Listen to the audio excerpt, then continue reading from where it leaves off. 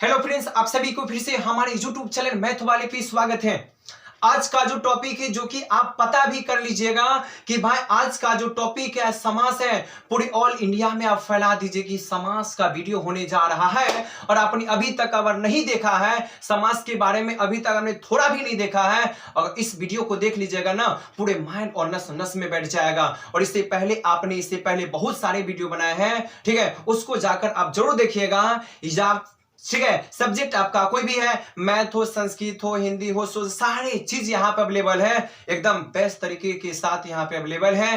तो देखिए सबसे पहली बात, और इससे पहले हम फिजिक्स में अवतल अवतल दर्पण को सिद्ध करवा दिए हैं, आप भी देखिएगा, अपने दोस्तों को भी शेयर कर दीजिएगा कि अवतल उत्तल का वीडियो बन गया है, आप लोग जरूर जाकर देखिएगा, बना लेते 5 नंबर लेकर आइएगा, पक्का गारंटी के साथ। तो आइए सबसे पहली बात, आज का जो टॉपिक है ये आपका समास है, ठीक है। लेकिन समास से पहले हम कुछ कहना चाहते हैं, कुछ जुनून पैदा आपको करवाना चाहते हैं कि जुनून को अगर सुन लेते हो तो पढ़ने में आपको बिल्कुल मजा आ जाएगा।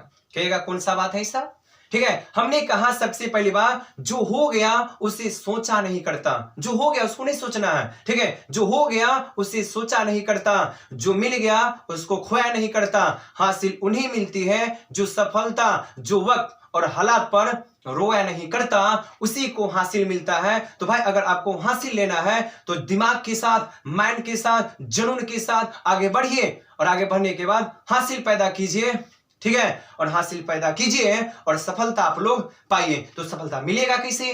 पढ़ने से मिलेगा। तो आप लोग जुनून पैदा कीजिए, पढ़ने का जुनून पैदा कीजिए, ठीक है। सबसे पहली बात है, तो आज का जो टॉपिक है, आज का टॉपिक आप समास है, और समास के बारे में कहते आप लोगों अपने दोस्त को शेयर कर दीजिए कि आज समाज स्टार्ट होने वाला है, समाज स्टार्ट हो गया है, और आप लोग जरूर देखिए वीडियो को, जो कि समाज से कभी डर नहीं लगेगा। और इससे पहले हिंदी व्याकरण में सारी चीज अवेलेबल करवा दी है, सारी चीज आप देख सकते हो, ठीक है। पहली बात, ये जो समास है, समास क्या होता है, हम एक टॉपिक लेते हैं कि समास से पहले अपनी संधि पता करो कि संधि क्या होता है, तब दिमाग में धड़ाक से नहीं घुस जाएगा।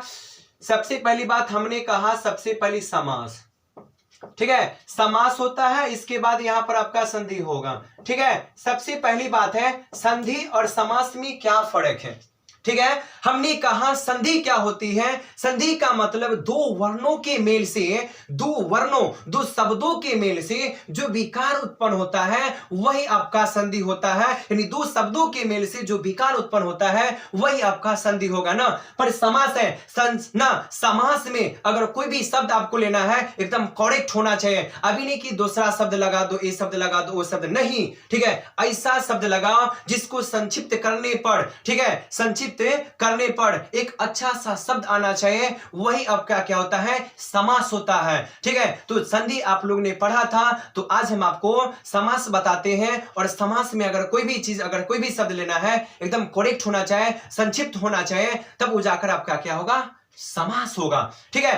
पहली बात है, समास का परिभाषा इतना अच्छे तरीके से लिखे हैं, इतना बेस्ट तरीके से लिखे हैं कि आप कभी भी सोच नहीं सकते हो कि यार समास कितना अच्छा परिभाषा है। हमने कहा समास किसे कहते हैं, तो दो या दो से अधिक संक्षिप्त शब्दों के मेल से एक नया शब्द बनता है, उसे हम लोग समास कहते हैं। हमने क्या सुना, हमने क्या बोला, आपने क्या सुना? हमने कहा समास, समास का मतलब दो या दो से अधिक, दो या दो से अधिक संक्षिप्त शब्दों के मेल से एक नया, एक न्यू शब्द बने, उसे हम लोग समास कहते हैं। तो दो या दो से अधिक, दो होना चाहिए और दो से ज्यादा होना चाहिए, दो से कम नहीं होना चाहिए, क्योंकि सवाल कंटेंट पकड़ो कि दो या दो से अधिक है। तो इसका मतलब हो गया, समास का मतलब हो गया कि अगर एग्जाम्पल में अगर देख ले, तो एग्जाम्पल में अगर हो गया कम से कम दो, या दो के बाद अगर तीन, तीन के बाद चार, चार के बाद पांच के बाद छह, बहुत सारी संख्या, ठीक है।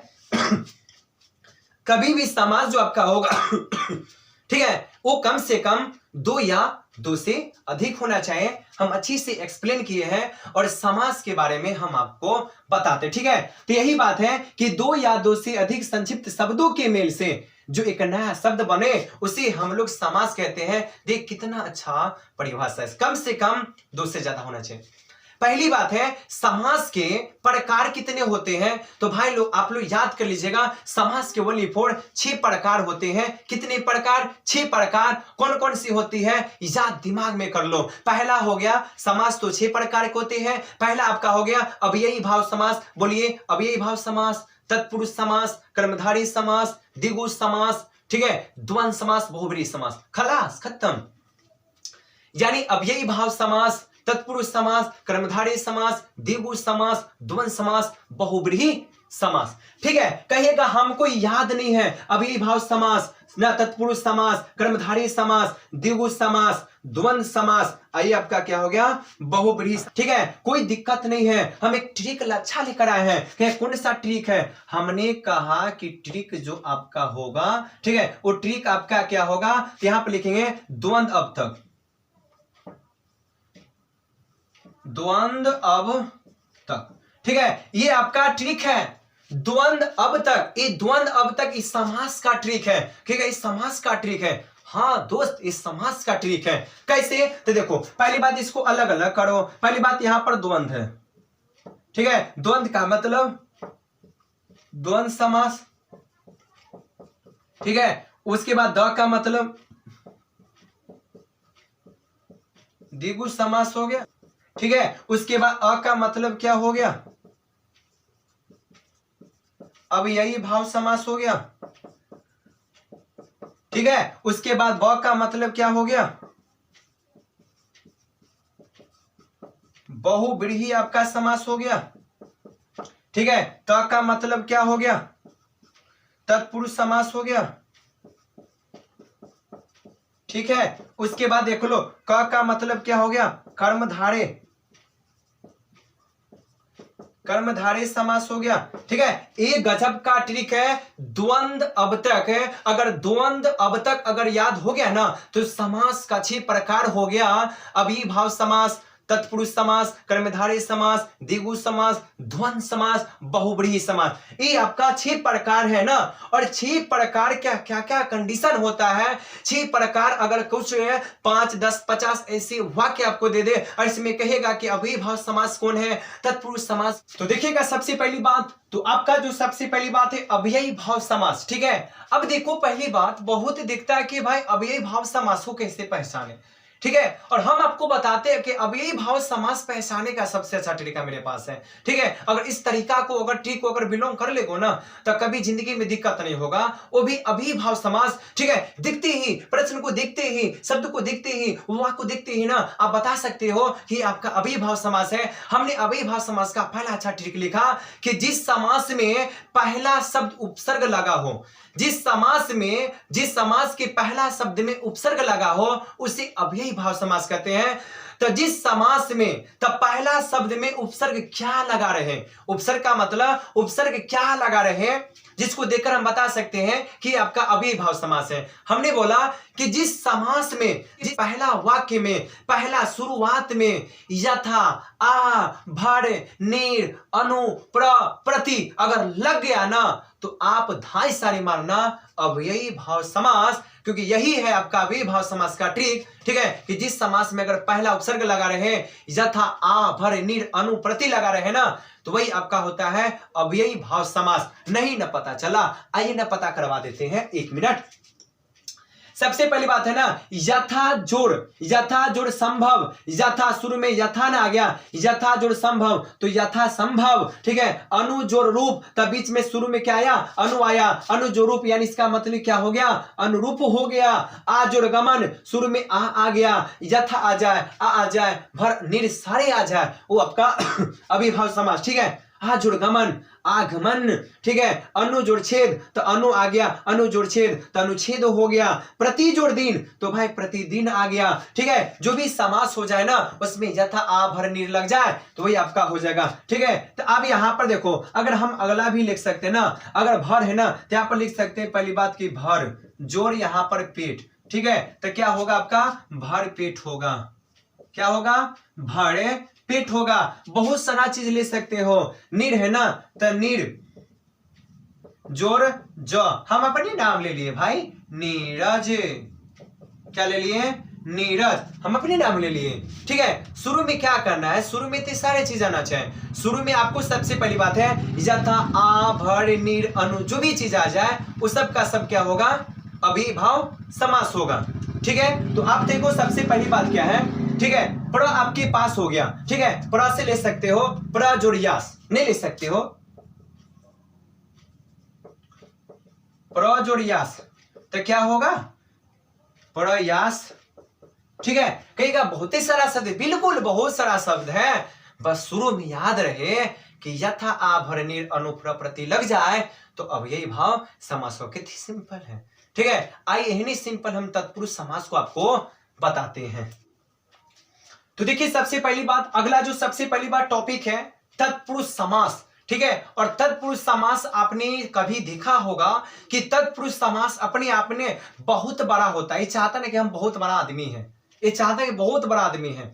ठीक है, तो तत्पुरुष समास जो होती है ना, तत्पुरुष समास अपने आप में ना बहुत बड़ा समझता है। क्या समझता है, बहुत बड़ा। ठीक है, हमने कहा पहली बात तो तत्पुरुष समास का डिफिनेशन क्या है। ठीक है, तो तत्पुरुष समास का सबसे छोटा डिफिनेशन है जो देखकर बच्चा भी बता सकता है कि तत्पुरुष समास है पक्का। तो क्या है, हमने कहा कि जिस समास को विग्रह करते समय, अगर जिस समास को विग्रह करते हो, हटाते हो, अगर जिस समास को विग्रह करते हो ना, तो कारक चिन्ह अगर लुप्त हो जाए उसे हम लोग तत्पुरुष समास कहते हैं। तो अच्छा से बोलना चाहे तो जिस समास को विग्रह करते समय अगर कारक चिन्ह अगर लुप्त हो जाए, बिला जाए, वही आपका तत्पुरुष समास है। तो जिस समास में, जिस शब्द के बीच में अगर तत्पुरुष समास आ जाए तो भाई तत्पुरुष समास का मतलब क्या होता है, तो भाई जिसमें क्या होना चाहिए, तो का, के, की, ना, ने, नी जितना आ गया ना वो सारे के सारे तत्पुरुष समास हो गया। ठीक है, जिससे यहां पर देख लो सबसे पहली बात है ना, का, के, की, ना, ने, नी आ जाए वही आपका तत्पुरुष समास होगा। ठीक है, अब इससे डिफिनेशन इसमें हम तत्पुरुष समास का लिखे नहीं है पर हम बता देते हैं, आप लोग याद कर लीजिएगा। तत्पुरुष समास ऐसे 7 प्रकार के होते हैं। 1 7 प्रकार के कौन कौन सी होती है हम बोलते हैं, कॉपी निकाल लो, नोट कर लीजिए। हमने बोला कर्ता ने कर्म को करण से, संप्रदान को के लिए, अपादान से, संबंध, का, के, की, अधिकरण, मैं, पर, ऊपर, हो गया। 7 प्रकार होती है। ठीक है, जिसके बीच में का, के, की, ना, ने, नी इस सारे आ जाए वो आपका क्या होगा, तत्पुरुष समास होगा। देखिए पहली बात है राजा का पुत्र, राजा, राजा, राजा का, राजा का के कर पुत्र, तो राजा का पुत्र, राजा का पुत्र, राजपुत्र। बीच में क्या आया सर जी, ठीक है, तो क्या बीच में तो का आया, यही तो है तत्पुरुष समास। का, के, की आ जाए। ठीक है, राजा की रानी, राजा की रानी के कर रानी, तो राजा की रानी, राजरानी। कितने सिंपल है। ठीक है, रोग से ग्रसित, रोग से ग्रसित का मतलब रोग ग्रस्त ना, बीच में क्या आया, से आया सर जी, से आया। ठीक है, घोड़ पर सवार, पर आया। ठीक है, पर, पै, पै, पर, ऊपर जे आ जाए तत्पुरुष समास होगा। घोड़े पर सवार, घुड़सवार, घोड़े पे सवार, जैसे घोड़ा बैठकर जो सवारी करेगा वही तो आपका घुड़सवारी होगा। मन से चाहा, मन चाहा, मन से चाहा, मन से किसी को चाहा, मन चाहा हो गए ना, मन से आ गया। यही तो है तत्पुरुष का खेला, यही तो है तत्पुरुष का निराला। ठीक है, अब यहां पर देख लो तो इसका मन से चाहा, ये आपका क्या हो गया, मन चाहा हो गया। तो हमने बोला कर्ता ने कर्म को करण से, संप्रदान को के लिए, अपादान से, संबंध का के की, अधिकरण में, पै, पर, ऊपर, यही है तत्पुरुष समास। आपको पता है ठीक है कि तत्पुरुष समास क्या होता है, सबको आप पता हो गया ना। जिंदगी में कभी भी अगर इतना बड़ा वर्ड दे दिया, इतना बड़ा संख्या दे दिया ना, आप देखकर टिक लगाओ। ठीक है, हमने ना आपको पढ़ाया, टिक लगाइए। अगला क्या है देखो, ठीक है, कर्मधारी समास। ठीक है, तो कर्मधारी समास आपको नहीं पता चलता होगा, हमको पता है कि आपको पता नहीं चलता है, तो पता चलाना पड़ेगा। ठीक है, अब सबसे पहली बात यहां पर देखो कर्मधारी समास क्या होती है।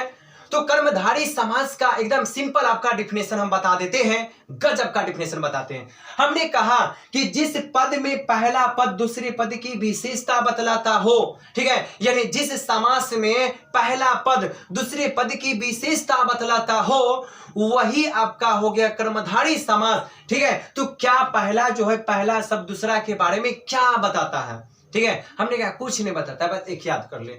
जिसके बीच में, यानी इसका मतलब हो गया कि सबसे पहली बात है जिसके बीच में या है जो, या है जो, या के समान या विग्रह करते समय जिस शब्द में अगर ये लग गया ना तो कर्मधारय समास हो गया। ठीक है, सबसे पहले यहां पर हम लिखना चरण कमल, चरण कमल तक कमल के समान चरण, कमल के समान, कमल के समान कमल के समान चरण। ठीक है, तो है जो या के समान अगर बीच में आ जाए वही आपका कर्मधारय समास होगा। ठीक है, उसके बाद है कमल नयन, यानी कमल के समान नयन, कमल के समान नयन। ठीक है, यानी चंद्रमुख, यानी चंद्र के समान मुख, यानी के समान आया, यही तो निराला है कर्मधारय का। लाल मणि, लाल है जो मणि, लाल है जो मणि। ठीक है, और महान पुरुष, महान है जो पुरुष।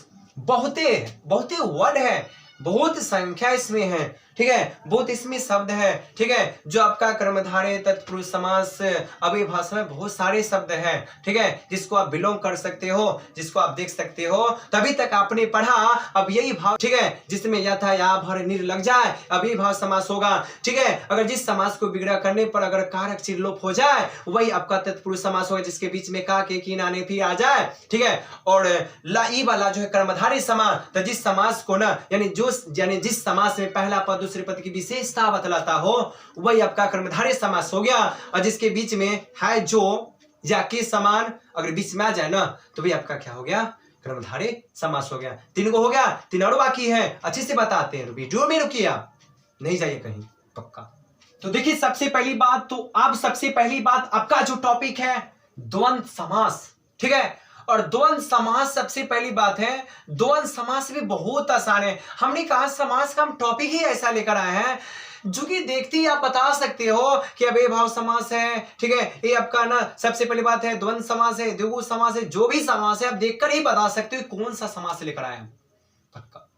सबसे पहली बात है द्वंद्व समास का मतलब होगा यदि जिस दो पदों के बीच में अगर यदि जिस पदों के बीच में अगर योजक चिन्ह लग जाए, यानी हमने लिखा था कि यदि दो पदों के बीच में अगर योजक चिन्ह लग जाए, योजक का मतलब माइनस, तो हम लोग मैथ में पढ़ते हैं माइनस और हिंदी में पढ़ते उसको योजक चिन्ह। तो अगर इसका मतलब होगा कि अगर जिस पदों के बीच में अगर दो पदों के बीच में अगर दो शब्दों के बीच में अगर माइनस चिन्ह लग जाए, योजक चिन्ह लग जाए ना, तो उससे आप लोग आंख मुनकर मारिएगा क्या। ठीक है, द्वंद्व समास।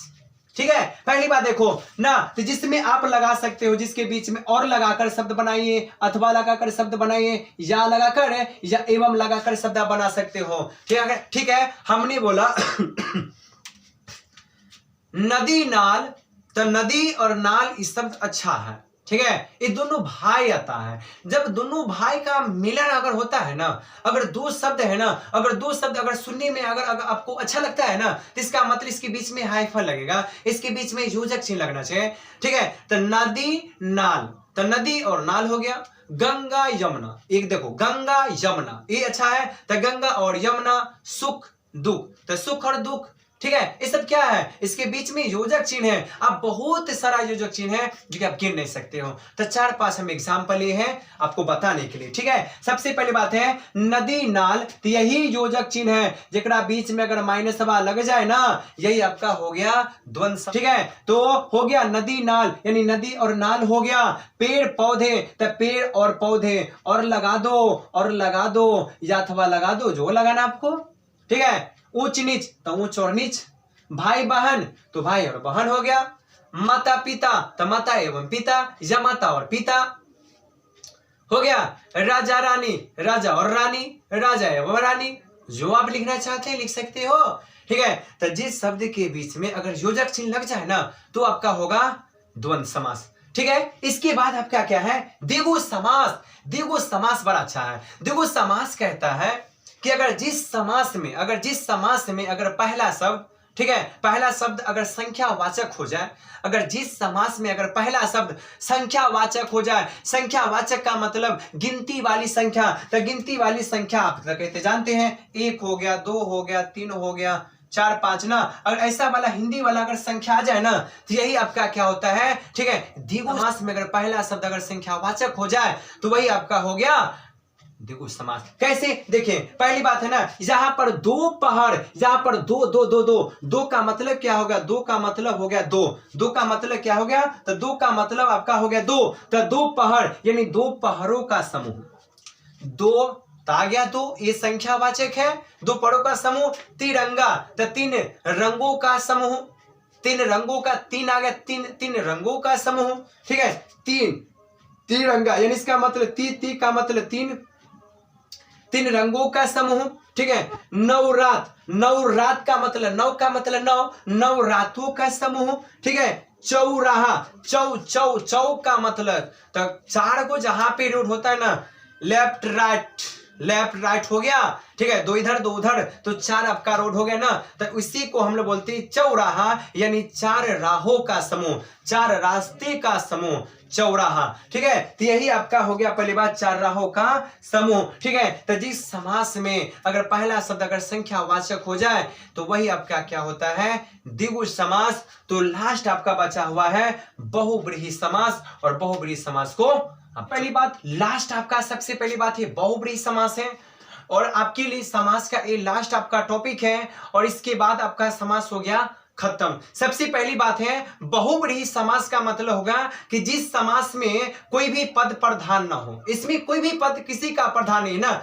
इसका मतलब हो गया कि जिस समास में कोई भी पद प्रधान ना हो और दूसरी पद तीसरे पद की ओर संकेत करता है, उसे हम लोग बहुब्रीहि समास कहते हैं। यानी इसमें कोई पद प्रधान नहीं है और पहला पद और दूसरा पद मिलकर क्या करता है, तीसरे पद की ओर क्या करता है, संकेत करता है, और तीसरा पद किसकी ओर संकेत करेगा वो पता नहीं है। तो हमने बोला कि जिस समास में कोई भी पद प्रधान न हो और दोनों पद मिलकर तीसरे पद की ओर संकेत करता है, उसे हम लोग बहुब्रीहि समास कहते हैं। सबसे पहली बात यहां पर देखिएगा क्या होगा, ठीक है। अब यहां पे सबसे पहली बात देखो क्या होगा, जिसे मान लेते हैं अब इस बहुब्रीहि समास में सबसे पहली बात है सबसे ज्यादा देवी देवताओं के यानी भगवान का नाम सबसे ज्यादा होता है। तो अगर जिस समास में अगर सबसे ज्यादा अगर देवी देवताओं का नाम है ना, तो धड़ाक से मानना कौन सा समास, बहुब्रीहि समास, ना कभी गलत होगा, ना होगा गलत। चलिए आइए सबसे पहली बात देखिएगा क्या नाम है, देखो ना, यानी धन श्याम, यानी धन के समान है श्याम, यानी धन के समान है श्याम, घन श्याम, यानी ये जो कहा जाता है कृष्ण भगवान को कहा जाता है, ठीक है, धन श्याम, ठीक है। लंबोदर, लंबा है उधर जिसका, ठीक है, गणेश भगवान को कहा जाता है, गणेश भगवान का जो हाथी का जो सुर होता है ना बहुत लंबा चौड़ा होता है, तो लंबोदर, लंबा है उधर जिसका, तो गणेश भगवान का जो है लंबा है उधर। उसके बाद है गंगाधर, गंगा को धारण करने वाला, तो गंगा को धारण करने वाला आपको भी पता है कि गंगा माता को अपने चोटी के अंदर में, आपके चोटी में ना घुमा दिया है, कौन भगवान घुमा दिया है, कहिएगा शंकर भगवान जो है गंगा माता को चोटी में रखे हुआ है। अगर इस चोटी को एक दिन खोल देना दुनिया अनहार हो जाएगा, ठीक है। तो गंगा को धारण करने वाला भोला शंकर या शिव भगवान जो भी आप कहना सकते हो, ठीक है। 10 आनंद, 10 है आनंद जिसका, 10 आनंद यानी 10 को ये माथा है, 10 माथा किसको है, रावण को है, ठीक है। 10 आनंद का मतलब हो गया 10 आनंद है जिसका, दशानन, ठीक है। तो बहुब्रीहि समास में जितना भी देवी देवताओं का नाम होगा सारे के सारे बहुब्रीहि समास में आएगा, ठीक है। आइए एक बार रिप्लाई कर लेते हैं। सबसे पहली बात है आपने पढ़ा था अव्ययी भाव, तो जिस समास में ना अगर जिस समास में पहला शब्द उपसर्ग हो, ठीक है, अगर जिसके शुरू में यथा आ भर निर लग जाए तो वो आपका अव्ययी भाव समास होगा, पक्का होगा। तत्पुरुष समास का मतलब जगड़ा बीच में का के की नाने नी पर रहेगा तत्पुरुष समास होगा, ठीक है। कर्मधारय समास का मतलब जिसके बीच में है जो या के समान लगा रहे, करना यानी चरण कमल, कमल के समान चरण, कमल नयन, कमल के समान नयन, ये हो गया। उसके बाद द्वंद्व समास, तो जिस यानी दो समास के बीच में अगर योजक चिन्ह लग जाए, माइनस चिन्ह लग जाए तो आपका द्वंद्व समास होगा। नदी नाल दुख सुख ये सब माता पिता भाई बहन हो गया, ठीक है। उसके बाद द्विगु समास, तो जिस समास में पहला शब्द संख्यावाचक हो, गिनती वाला हो, ठीक है, दोपहर, चौराहा, नवरात्रि, तिरंगा, ठीक है, बहुत सारे चीज है, ठीक है, वो आपका क्या होगा, द्विगु समास हो गया। अब बहुब्रीहि समास तो बोले हैं, ठीक है, कि जिस समास का कोई भी पद प्रधान न हो, ठीक है, जिसमें देवी देवताओं का नाम सबसे ज्यादा हो, तो जुस के साथ, जनून के साथ सबसे पहले आप पढ़िए